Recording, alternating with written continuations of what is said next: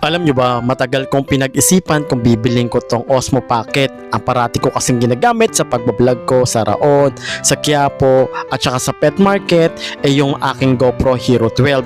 Kaya naman din ako nag-decide na bilhin to guys kasi alam ko na magagamit ko to at mapagkakakitaan ko to.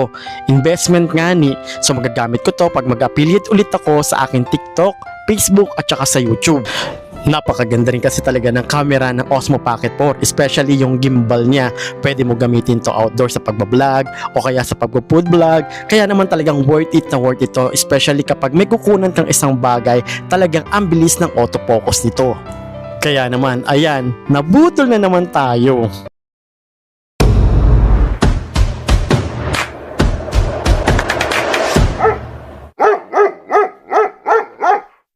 Kaya naman guys, andito tayo ngayon sa SM Aura para tumingin ng Osmo Pocket or Luna 360. Dito kasi sa Aura guys, halos magkatabi lang yung store nila.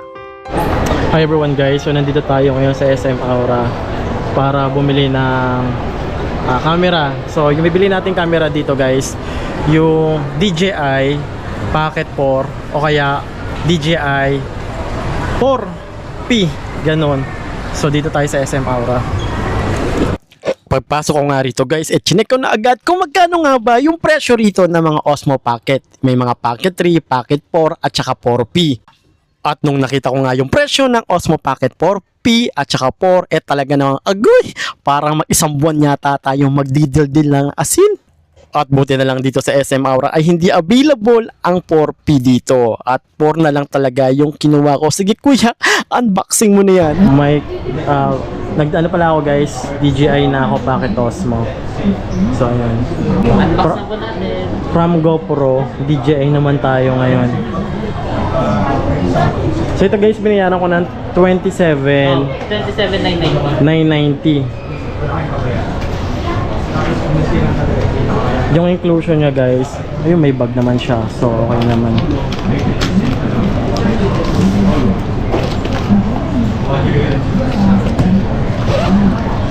Okay naman yung bag niya, maganda rin. Yung Osmo Core, tapos yung connector niya. Handle lang yan, di ba? Opo. And then cable for charging. This is Para saan to? strap sir. Okay, strap. So yun yung inclusion nyo guys sa 27, aray mo. Deserve nyo naman sir. Tapos ito na.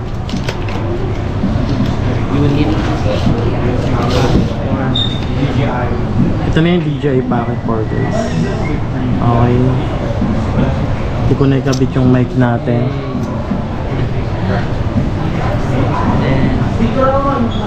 Okay. Ay! Yung ano niya, lock niya. So yung on-off niya kuya, doon sa may button. Yung iba kasi nakikita ko piniflip yung camera bago mag-on Pero mas advisable kapag... Hindi po siya pwede kapag ito talaga. Ay, dito sa may screen. Oo, yung iba. Meron din naman po yan. Pero mas advisable kung sa button siya English. Side Okay. muna natin. Demo natin. Yung 4P sana gusto ko kaso hindi rin available. Walang view. Baka nakatakip yung yung lens. Ayan, pwede na to pang vlog natin. Change ng mode from video to photo. Ayan. Press natin yung icon na yan. Okay. Diyan na siya. Panorama, photo, then video. Low Wala light. siyang fish eye, no? Opo, slow motion and then time lapse. Time lapse. Press natin siya. Change ng resolution naman, swipe up. 4K, pinakamababa 1080p. Then Okay. FPS, 60 FPS dapat lagi yan. Ano ba yung 6? Okay, sige. Frame rates per second po. Smoothness ng video natin. Ayan. Then swipe dito sa may right pa left. Ito naman yung sa mismong effects niya. Ayan, exposure, glamour effects, meron din siya. Beautify. Exposure. Film tone, then color grading, pwede kong mag-color grading dyan. Okay. Film tone ay yung built-in effects niyan, filter. Ayan. Okay, may filter na rin pala. Kasi itong GoPro walang Ayan. filter eh.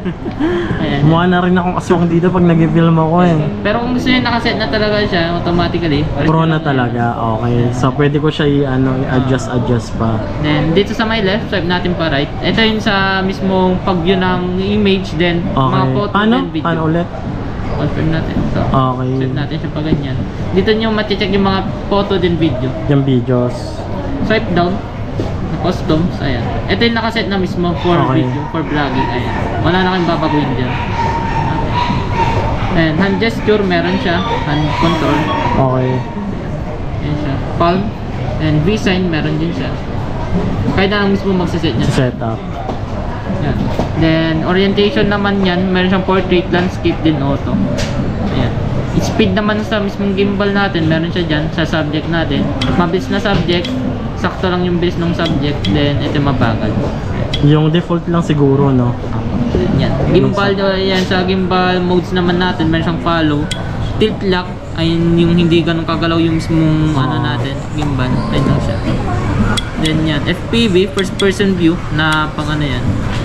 Mami, i-open ma'am, no? Yan. Then FPV tilt. Ayun siya. And follow lang muna natin. Default niya. Okay. Dito in storage, 107 gig available, expandable hanggang 1 terabyte. And settings, wireless mic, pwedeng kumonek dyan. 2 mic, kaya-kaya. Ayan. Then ito sa, kasi kada i-rotate natin screen natin from landscape to portrait, mag-automatic shutdown siya. Okay. Pwede natin siyang i-never. Never mo na lang. Ayan, para dito nang natin siya shutdown. And then subject, pwede din tayo mag-add ng subject dyan para automatically maka-active track na siya. Ayan. Magsaset na lang kayo dyan sir. Okay. Slider control, and for gimbal and zoom. Ayan siya.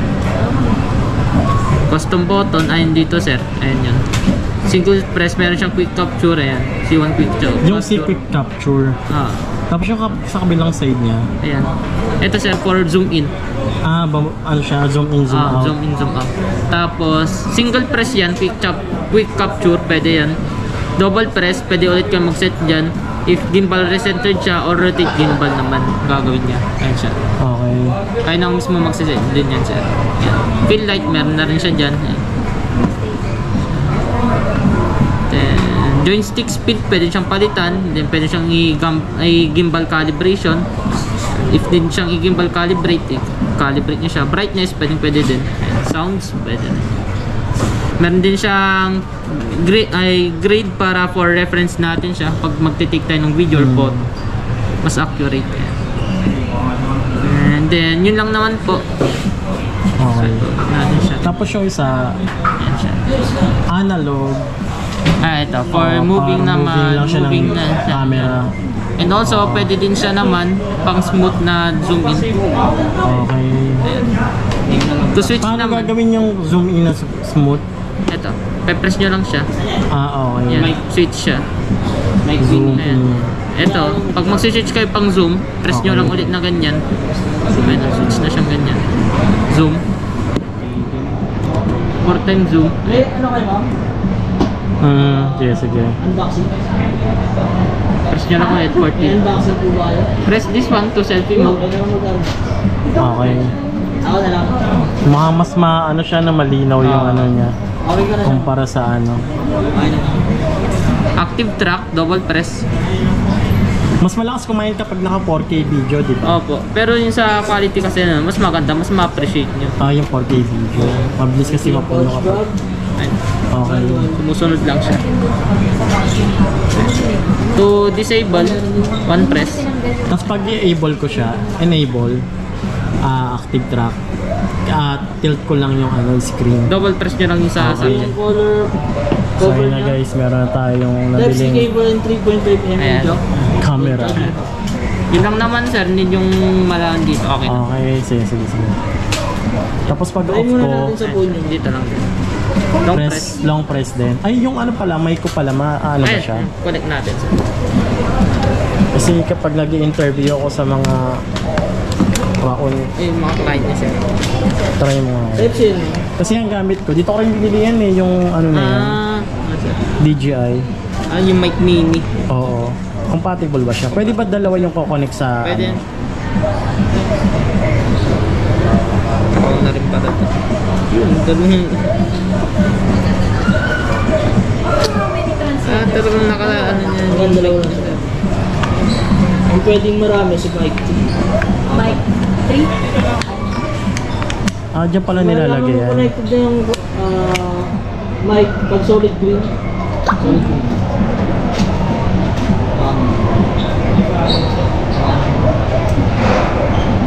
Titik lang ng green. Ah, pag di gagamitan dyan ilalagay. Yan, salidahan. Yan, salidahan. Connect natin, sir. Hindi ko na kailangan gamitan ng receiver. No need na po. Paano pag dalawa yung dalawa yung Mic. may kausap ako, may ako. Pwede po. Dalawang mic pwedeng connect. Ah, okay. Saan ko siya ipip... receiver mo? Try naman natin sa dito. Pero kung ayaw mag-connect ng ganyan, long press nyo lang to. Okay. Yung naka-on eh. Okay lang yun, sir. Hindi naman po-connect yun ng I-stop ganyan. mo ako. Ayun. Ayun na-connect. Tapos yung isa boss, paano siya i-connect? Low. Same lang din po. Blue green O, siya. pag naka-open na siya, long press natin. Long press ko lang ngayon. 2TX. Long press. Naka sa TX1. And long press mo ulit. Pag nag-solid blue na yun, Yung pala guys, kailangan ko. Blue green. Wait na lang siya mag-connect. Long press Mag-connect. to. Wait natin blue green yung light indicator niya. I-connect dyan. ito sasabay yan. Click mo tong TX lang.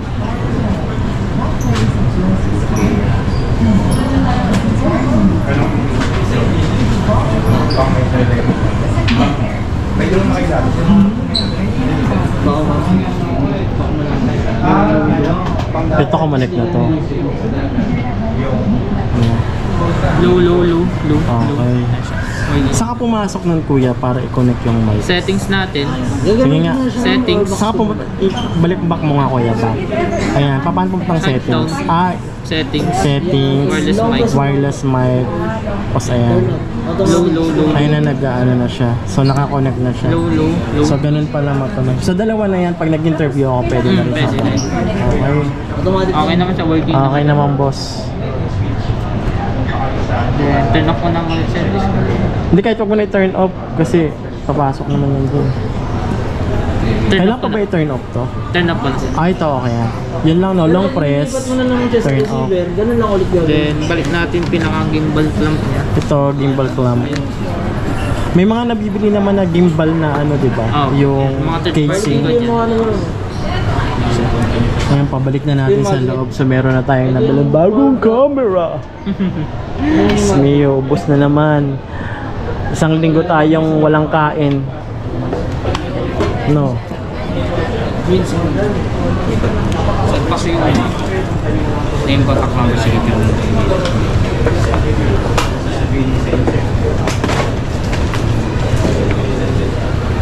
Ano tong? Pangalan lang, no? Signature na lang. Tsaka Signature po. signature. Boss, Ano pa, balik na natin. At nakabili na tayo ng panibagong... Meron siyang 7 days replacement. Ayun siyang picturean in case na mawala siya, may reference po kayo. Okay. 1 year warranty, 7 days replacement, factory defect only. Then, if ever man may tanong kayo sa unit niyo sir, tawag lang kayo sa amin. Then, kung nagkaroon ng problema sa unit, diretso lang tayo sa service center, which is located naman sa Chino Roses, Makati. Ito naman sir. So guys, nakabili na tayo ng... Packet 4. So dito guys, dito tayo ngayon sa DGI SM Aura. Pero worth it naman kasi deserve